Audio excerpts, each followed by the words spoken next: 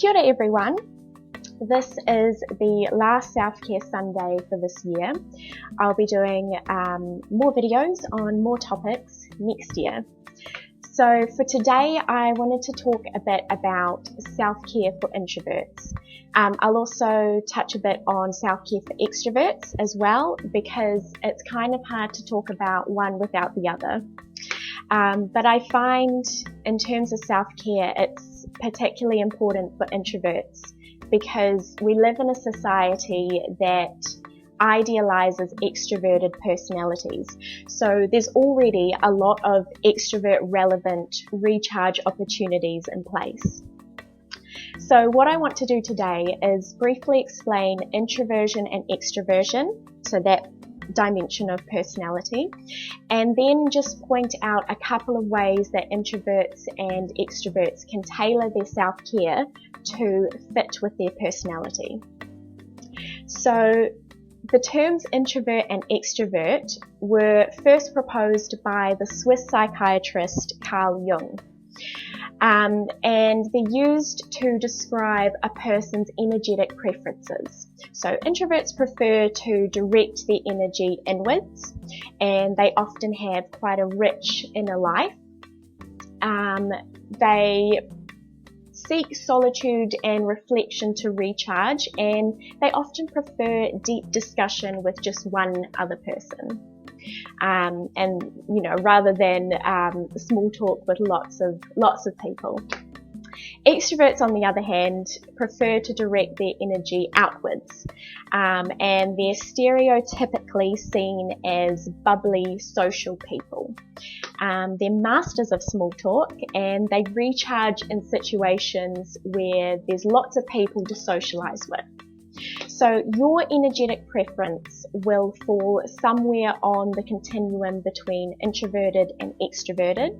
So we're all different, and people fall in different places along that continuum. If you're not sure where you sit, maybe take an online test. It's super easy. Maybe pause the video here, take a test, and then come back. I'll put a link in the video description to an easy test to do. And once you have a better idea of where you sit on the continuum, you can work with your energy needs and tailor your self-care accordingly. So the first little tip I want to give is around making sure your recharge activities are actually recharging you. So if you're an introvert, remember that you get your energy from solitude and reflection. So make time for activities that support this. For example, reading, meditation, deep discussions with a close friend, or long walks, whatever works for you.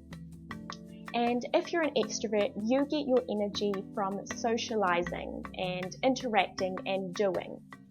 So your recharge activities might be more along the lines of catching up with friends, going to happy hour with your co-workers, trying a new exhilarating activity. It's more of a doing energy. And you can do these things remotely as well. I know that obviously with a lot of people being in lockdown, it's not always easy to have that socializing aspect.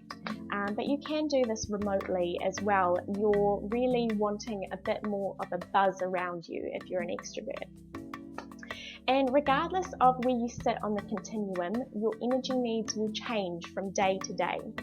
So that brings me to the second point I want to make, which is around checking in, adjusting, and it's okay to say no. So see if you can check in with yourself every day and assess where your energy levels are at and what you may need in terms of self-care each day. And adjust to your needs, not the other way around. And particularly if you're an introvert, it's okay to turn down invitations to socialize if you don't have the energy or you just don't want to. It's hard, but it's okay to do so. And actually, it's a really powerful self-care move. If you can say no, you free up time for yourself and to do other activities.